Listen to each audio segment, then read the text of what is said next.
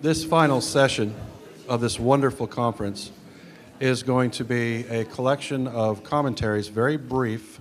Each of us will take 5 minutes or less to summarize in our respective sessions that we've moderated. What are the common themes? What are the challenges? What are the interesting key ideas that were presented that will help us better understand and encourage better relations between the U.S. and the various countries of Asia? And so I guess we will go ahead and I suggest we proceed in the order that the sessions occurred. So that means I will go last. And I'll go first. Okay, so it seems a common theme that emerged following yesterday and today is the recognition that economic growth seems to be of interest across regions, across countries, and in fact, a very standard desire across the globe. Having said that, the conference tried to address US-Asia relations. We were thinking about how to engage with Asia, what are Asia's interests vis-a-vis the US. But at the core, we still continue to engage Asia in fragments. We really have not been able to define, and we recognize that too. We haven't been able to define what constitutes Asia.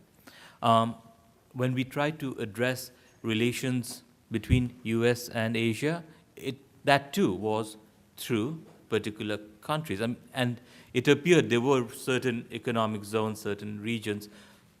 But I think it's a conceptual problem, and it's also a problem in part given the size and diversity of Asia, given the various histories out of which Asia emerges, given the priorities out of which, priorities that different countries within Asia have, given their colonial past, that to a large extent shapes the understanding of Asia.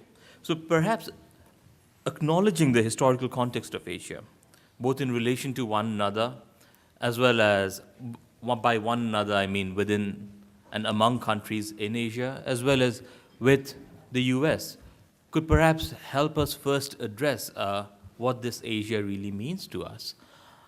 And having said that, then perhaps it would also be important to recognize that there are some very real interests between India, China, or the region in bilateral relations within Asia amongst countries that shape how they are going to act in a global context as well.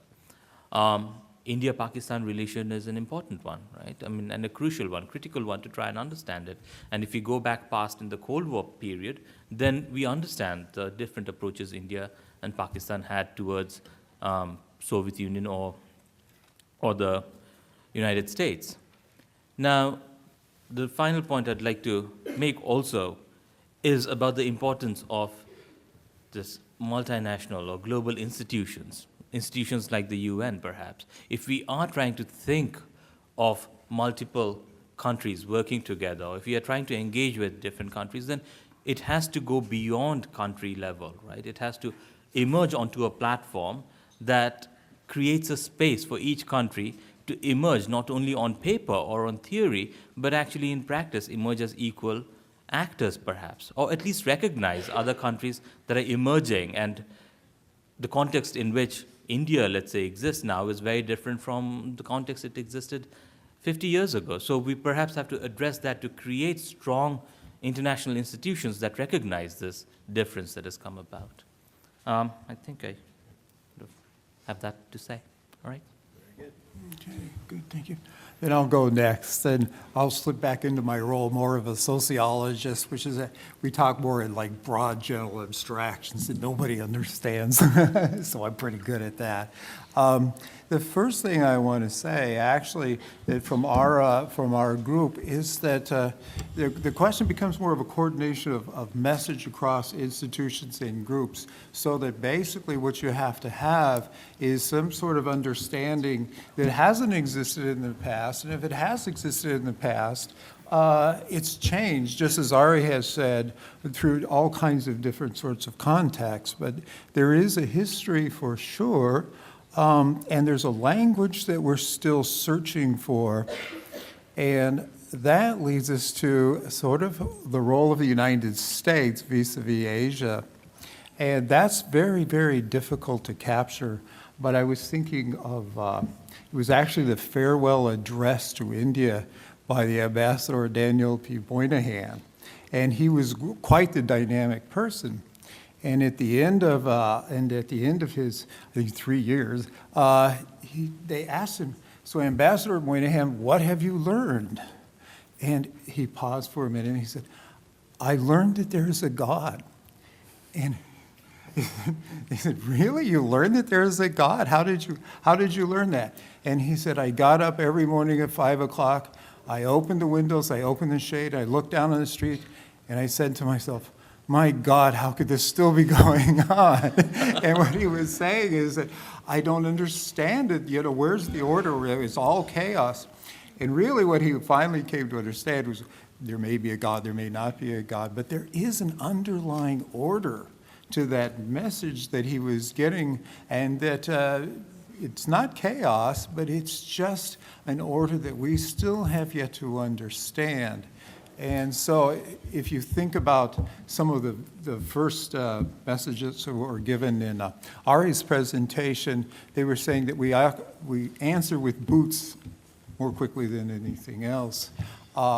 Wouldn't it be more interesting, in some sense, to answer with an army of cultural anthropologists who explain that message to us so that we can start to become more non-normative, in a sense? We're able to understand before we act. So I think that's a general summation of the points with a lot of technicalities left out, but I think that's what I would say. Okay, and I'll go next.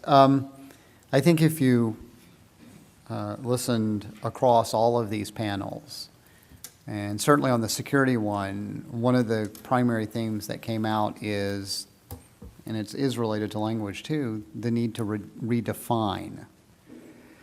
We need to redefine security. Security is no longer the hard power military might.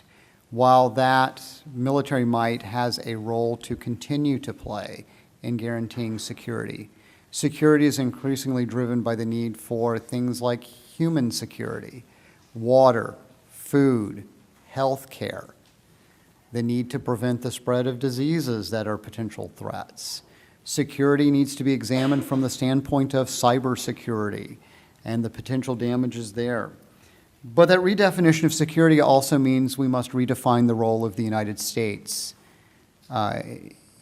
Just as the United States post-Cold War has had to figure out, and in a lurching, halting, non-systematic approach, has had trouble grappling with how to redefine its own role vis-a-vis its relationship with Russia, vis-a-vis its relationship with the European Union.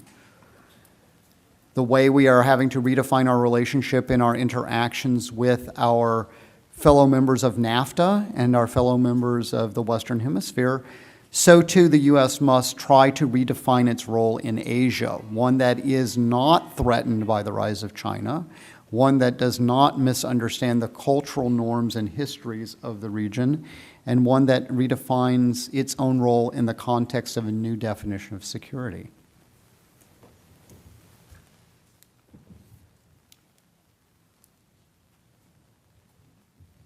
I'm going to go ahead and stand because I can't really see this right side of the audience. But I'd also like to take the opportunity to kind of summarize how we got to where we are right now.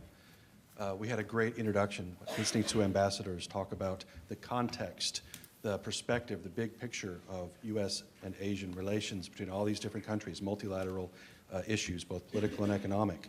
And from that context, we went to talk about the political issues, the socio-political context, the political problems in between sovereign nations and how to overcome those challenges. And then we talked about national security issues. How do we retain the ability to make our own future in a self-determinate way? And we wrapped it up with economic context and talked about how vitally connected economics and politics and relations and even going as far as religious issues, cultural issues. It's all integrated into one big picture. And the big takeaway I came out with is, where are we wanting to go? What are the main benefits that we're hoping to achieve by having better relations between the United States and the various different countries? And there were so many great points made about how we shouldn't perceive how the world should be according to our own unique perspective and impose that on others. We should be respectful of different competing ideas of where we should all go into the future. And especially when you have two very big powers, China and the United States, trying to duke it out over who has supremacy over all of these issues. And all of that kind of came to a head when I thought about this third question in my group, the Economic Context Group. It said, how can the future economic development of Asia promote more equitable prosperity and stable growth patterns? Equitable prosperity. What does that mean? When we think about where we need to be going with U.S.-Asia relations, are we imposing something upon the results that we're hoping to achieve that may not even be possible? So I understand where the question is coming from. Right now we have countries with different levels of power, and therefore they have different levels of prosperity, different abilities to grow into the future. That variation is difficult to bear when you think about how some people are living on $2 or $3 or $4 a day versus other countries where they are living on $30, $40, $50,000 a day, or excuse me, a year, which is much more than $2 or $3 a day. Yeah, Michael Jordan or some of the other stars might be sitting on their royalties, understanding that level of income.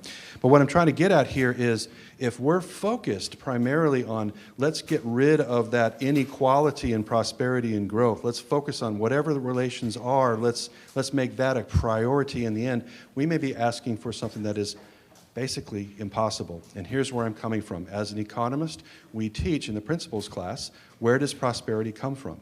It comes from the fact that we have different individuals with different skills and talents and willing to do certain things, not willing to do other things. How do you take advantage of that? You allow people to specialize in their lowest opportunity cost pursuit and trade with others who have specialized in their different lowest opportunity cost pursuit. And that specialization and exchange creates prosperity. It creates growth. We teach that in the principles of economics. Now, if that's true, and if what drives that process of discovery of who has specialized areas that are compatible with mine so we can trade, if that takes entrepreneurship, and that is, we need to motivate people to pursue entrepreneurship, if instead we're worried about how do we set up ways of equalizing outcomes, equalizing profitability of applying your labor to a particular task, that can only be had by redistributing existing income, redistributing existing wealth. And that is going to deter pursuing entrepreneurial activity, thinking about innovative ways of answering questions that takes lots of effort, lots of risk. If you take away the profitability of doing that, the ability to say, I am different and therefore I have made more money, more profits than others because they haven't pursued something that I have identified, if we start taking that away and redistributing in the hopes of equalizing prosperity and equalizing or stabilizing economic growth, is that possible if prosperity emanates from people pursuing their comparative advantage, countries pursuing their comparative advantage, lowest opportunity cost process of making goods and services? The ultimate result is going to be some people have skills, willingness to do things that happen to be answers to consumer demands that were not foreseen before, couldn't be planned upon, couldn't be orchestrated in advance. That's entrepreneurship. Can we find a future where growth rates are relatively stable and prosperity is relatively equal across all countries, not just in Asia, globally, worldwide? Is that an impossible goal upon which to create all kinds of diplomatic efforts and international strategies and all of this? I worry about that. I worry about that. And anyway, I don't want to take up too much time, but that might be one of the challenges we have to think about in terms of how best to go forward with Asian and U.S. relations.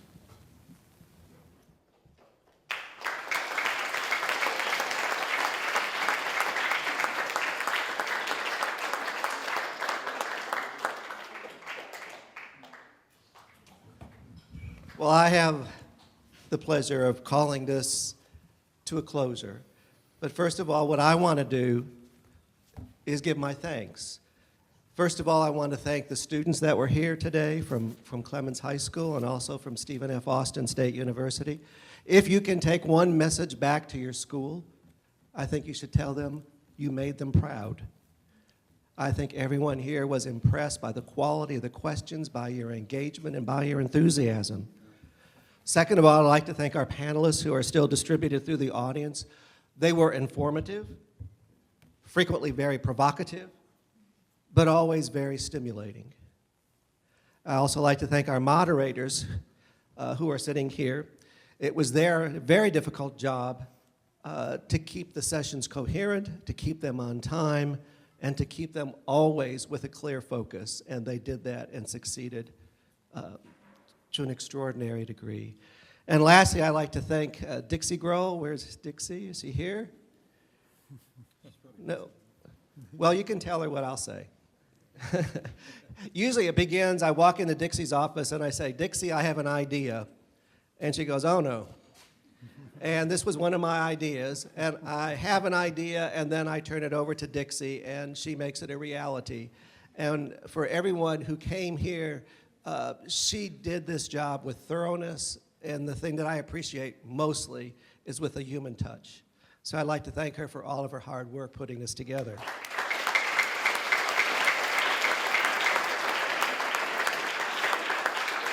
Now, let me just say one or two quick words in conclusion, and we'll finish up. I think one of the things that we came in here with was a sense that Asia is a very confusing place because Asia is very, very diverse. But we had a day and a half worth of panel discussions, and one of my favorite quotes is by Mark Twain when he talked about the music of Wagner. And he said, his music is better than it sounds. And I think after our discussions for this last day and a half, I think Asia seems a lot more clear to everyone now than it probably did before they walked in. I hope you learned something, and I hope occasionally even changed your mind. One of my approaches that when I change my mind is a quote by Ashley Brilliant that says, my opinions may have changed, but not the fact that I am right. So you can go with that. Our discussions for the last day and a half were not just for edification. We do hope to have a long-term impact. Even the smallest foot can leave an imprint on the world, and that's what we hope to do. We will be taking the discussions that we concluded with today and evolving those into an edited book so that our discussions today filter much further than this room here in Houston, Texas. I invite you to return next year because your questions have now become part of our dialogue. One of my favorite singers is a guy by the name of Guillermo Anderson, who is from Honduras. He has a wonderful quote, and he says, since the earth is round, any place can be the center of the world. And so I think for a day and a half, let it be Houston, Texas next year when we talk about Africa. So again, I hope to see everyone next year. And if you have any questions, I hope our panelists can stay and discuss with you. But for all intents and purposes, like Moses said, I will let my people go. So thank you.